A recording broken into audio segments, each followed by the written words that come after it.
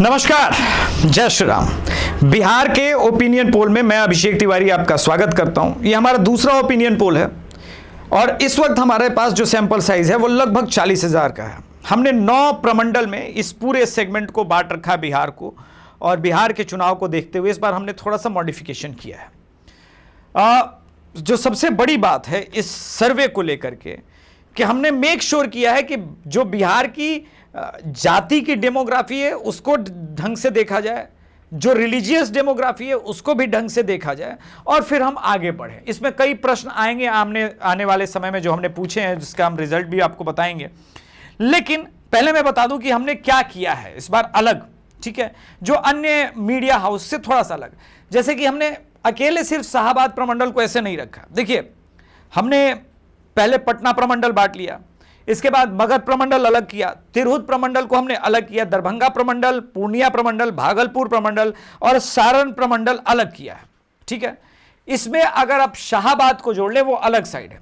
तो हमने इस प्रकार से कुछ सीटों को बांटा है। सबसे पहले हम कुछ इंपॉर्टेंट सीट्स जो हमें, जहां हमने बहुत डिटेल में कवर की, जैसे पटना प्रमंडल है तो पटना में इस वक्त तो हुई, जैसे पटना साहिब, बांकीपुर, कुम्हरार, दानापुर, फुलवारी, इन जो सीटों का मैंने नाम लिया। पहले हम समझिए कि पिछली बार दानापुर से रीतलाल यादव के फेवर में माहौल बनने का कई कारण था, लेकिन उनमें से जो सबसे एक कारण यह था कि भाई पिछली बार और इस बार में जो एक अंतर है वो लोक जनशक्ति पार्टी वाला फैक्टर है, जो बहुत सारे भाजपा के या उनके core voter LJP Ramvilas Paswan की तरफ सिर्फ इसलिए शिफ्ट हुए, उन्हें लगा कि भाई नीतीश कुमार को हटाने का मौका मिल सकता है, शायद लोजपा 20-30 सीटें जीत जाए और हम सत्ता के करीब पहुंच सके।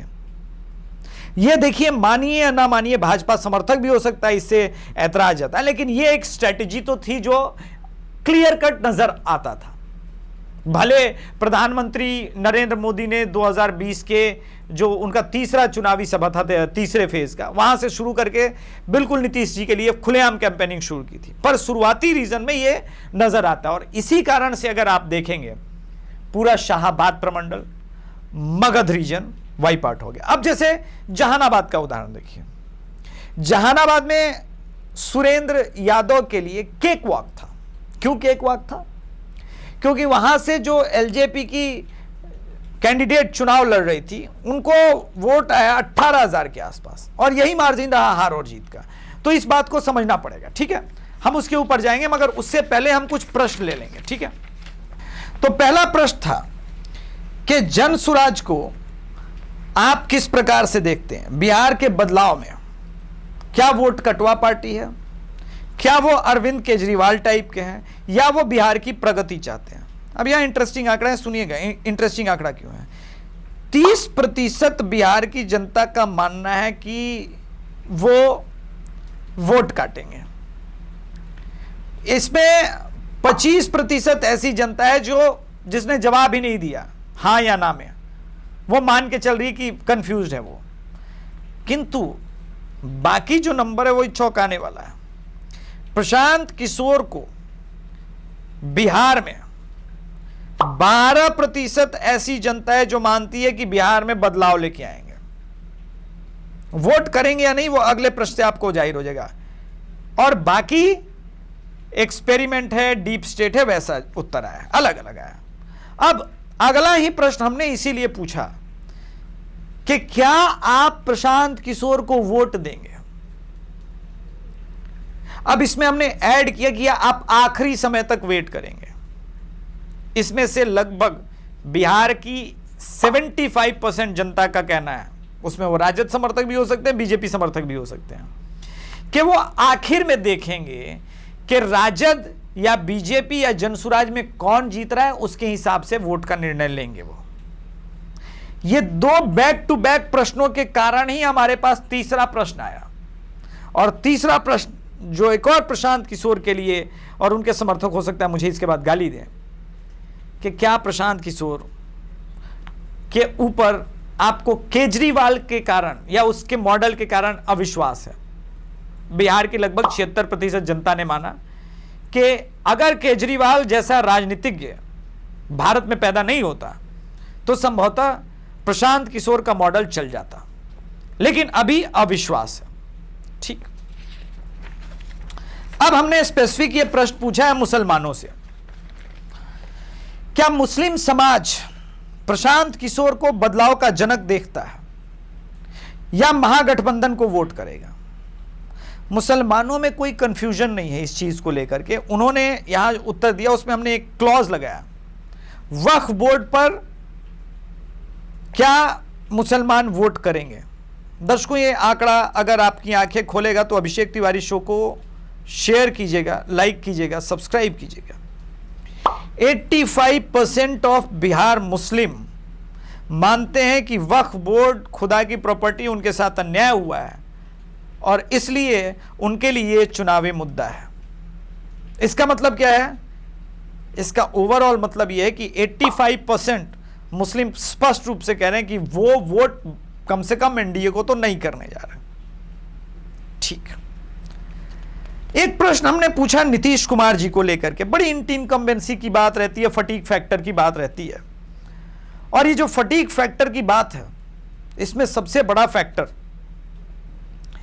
जो नोएडा दफ्तर के पत्रकार कहते हैं कि भाई एंटी इनकम्बेंसी है।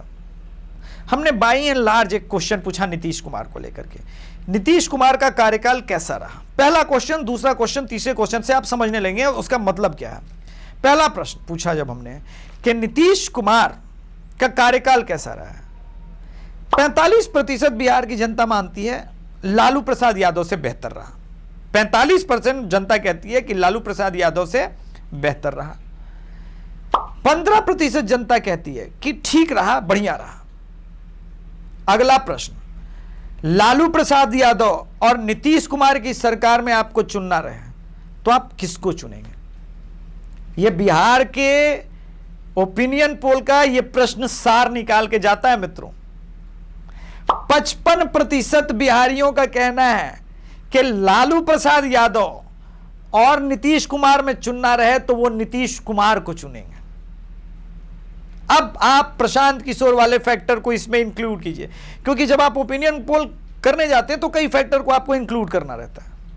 अब आप प्रशांत किशोर वाले उस फैक्टर को इंक्लूड कीजिए, तब आपको दिखेगा कि क्यों 75% इस देश की जनता वेट कर रही है, बिहार की जनता वेट कर रही है कि भाई आखिरी समय में निर्णय लेंगे। अभी हो सकता है बहुत सारे लोग प्रशांत किशोर के साथ घूमेंगे, अभी बात भी करेंगे, लेकिन जब यह सामने होगा कि लालू प्रसाद यादव जीत जाएंगे, नीतीश कुमार के जगह सत्ता में आने के चांसेस होंगे, तब भी क्या वो पीके को वोट करेंगे?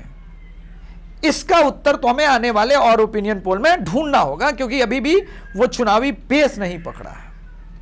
अब हम आते हैं कि भाई सीएम कैंडिडेट कौन कौन से लोग हैं। प्रशांत किशोर को अप्रत्याशित रूप से 8% लोग बिहार में सीएम कैंडिडेट मान रहे हैं। यह हमारे भी सर्वे में रिफ्लेक्ट हो रहा है, लेकिन अभी भी ये 18% या डबल डिजिट में नहीं है। किसी ने 22% भी दिखाया था, ठीक है, अभी भी ये डबल डिजिट में नहीं है। मानते हैं, देखते हैं क्या वोट करेंगे, यह अलग बात है। 19% लोग नीतीश कुमार को, 32% लोग तेजस्वी यादव को सीएम देखना चाहते हैं। यह बड़ा नंबर है, लेकिन इस नंबर के पीछे का खेल समझिए। 11% बिहार की जनता मानती है कि चिराग पासवान एक पोटेंशियल सीएम कैंडिडेट हैं, और 10% जनता सम्राट चौधरी को भी बोल रही कि हां वो सीएम हो सकते हैं। 1% विजय सिन्हा को, बाकी अन्य में चले जाएगा। अब जरा ओवरऑल 32% वर्सेस ये कैलकुलेट करेंगे आप, नीतीश कुमार का, चिराग पासवान का, ये सब एनडीए को ही वोट कर रहे हैं। आप ये देखिए, नीतीश कुमार, चिराग पासवान, सम्राट चौधरी, तो आपको लगभग गैप जो नजर आता है वो 10% का मोटा मोटी आता है। तो इसी से हमारा अगला प्रश्न जो है कि क्या होगा इस बार अलग अलग प्रमंडल में, और हमारे आंकड़े जो कह रहे हैं इसको थोड़ा सा ऐसे समझते हैं। पटना से शुरुआत करते हैं, पटना साहिब, बांकीपुर, कुमरार, दानापुर, फुलवारी, ये सभी सीटें अगर आप देखेंगे यहां पर एनडीए का पलड़ा भारी नजर आता है। अब आप आइए थोड़ा तिरहुत प्रमंडल में, जहां पे बड़ा जोर पीके ने लगाया, मुजफ्फरपुर, वैशाली, सीतामढ़ी, शिवहर, पूर्वी चंपारण, ये जो पूरा प्रमंडल है तिरहुत प्रमंडल, यहां बहुत स्ट्रांग है एनडीए, और यहां पर तो आपको यादव वोट टूटता हुआ नजर आ रहा है। तो इसी से हमारे मन में प्रश्न आया कि क्या कोसी प्रमंडल, सहरसा, मधेपुरा, सुपौल, पूर्णिया, कटिहार, ये जो रीजन है, पूर्णिया प्रमंडल तो अलग, वहां पे पूर्णिया, कटिहार, अररिया, किशनगंज, तो कोसी प्रमंडल जो है या पूर्णिया प्रमंडल, इनको इंक्लूड कर लीजिए, इनका 24 सीट और इनका 12 सीट, इसको ऐसे सीमांचल में आप शिफ्ट कर दीजिए, ठीक है। अगर आप यहां पर जाएंगे तो यहां पर यादव, मुस्लिम और एनडीए का वोट सब एक दूसरे को कंफ्यूज करने का प्रयास कर रहे हैं, सब पीके को बढ़ा रहे हैं। आश्चर्य की बात यह है, सबको लगता है कि पीके एक दूसरे का वोट काटेगा। पूर्णिया में शहरी क्षेत्र में बीजेपी स्ट्रांग नजर आती है, उसी प्रकार से मनिहारी में एनडीए स्ट्रांग नजर आती है, कटिहार में अगर आप देखें शहर में तो एनडीए स्ट्रांग नजर आती है। इसी प्रकार से आप देखें सारण प्रमंडल, जो इनका छपरा, सिवान वाला, गोपालगंज वाला बेल्ट है, जो सबसे स्ट्रांग नजर आता है, वहां पर भी ऑल इंडियन इत्तेहाद मुसल्लमीन और ओवैसी की पकड़ बढ़ रही है। अब मुसलमानों से हमने स्पेसिफिक प्रश्न पूछा, ओवैसी और तेजस्वी में आपका नेता कौन? 70% लोग कहते हैं तेजस्वी यादव उनका नेता है, मगर 30% मुसलमान, यह बड़ा नंबर है, जो ओवैसी को अपना नेता मान रहे हैं। और यहां से हम चलेंगे वोट शेयर की तरफ। हमारे आंकड़े के अनुसार जो वोट शेयर है इस वक्त आरजेडी को और महागठबंधन को, यह लगभग 2% का हमने गैप रखा है। 34 से 36% के आसपास का इनके पास वोट शेयर है। वहीं प्रशांत किशोर में, जहां पे 8% लोग उनको सीएम कैंडिडेट मानते हैं, जब हमने वोटिंग पर पूछा मामला गड़बड़ा गया। 6% लोग मानते हैं कि प्रशांत किशोर की पार्टी बिहार में सरकार बनाएगी। लगभग 5% निर्दलीय है और 44 से 46% एनडीए की तरफ जा रहा है। अब ये वोट शेयर और वहां का वोट शेयर, यानी 8 से 10% का आपको गैप नजर आ रहा है महागठबंधन वर्सेस एनडीए के बीच में। अगर आप इनको सीटों में कन्वर्ट करेंगे तो क्या नंबर आएगा, यह इंटरेस्टिंग है। सीटों में अगर आप इसको कन्वर्ट करना चाहते हैं तो आंकड़े पहुंचते हैं लगभग 150 से 160 एनडीए, और लगभग महागठबंधन या अन्य के खाते में यही आपको आंकड़ा 80 से 90 के बीच का पहुंचता हुआ नजर आ रहा है। किंतु हम आपके ऊपर छोड़ते हैं कि आपको यह ओपिनियन पोल कैसा लगा, आप मेरी कौन कौन सी बात से सहमत हैं, असहमत हैं। बहुत सारे लोग तो गोदी मीडिया कह भी देंगे, लेकिन मैंने कहा कि बिहार की ग्राउंड रिपोर्टिंग भी जब मैं लेकर के आऊंगा, एकदम निष्पक्ष लेके आऊंगा, अनकट लेकर के आऊंगा। जो प्रशांत किशोर का समर्थन में बोलेगा अनकट चलाऊंगा, जो राजद के समर्थन में बोलेगा अनकट चलाऊंगा, और जो बीजेपी या नीतीश जी के समर्थन में बोलेगा अनकट चलाऊंगा। बाकी आप स्वतंत्र हैं अपने विचार के लिए। धन्यवाद। जय श्री राम, हर हर महादेव। हाँ, जय श्री राम के कारण बहुत सारे लोग तकलीफ में आते हैं। मैं ये बताऊं कि प्रभु श्री राम मेरे आराध्य हैं, और जहां आराध्य होंगे वहां हर हर महादेव भी होगा। और हिंदू होने के कारण ये मैं बोलता हूं, किसी को तकलीफ है तो तकलीफ की बत्ती बना लीजिए। धन्यवाद।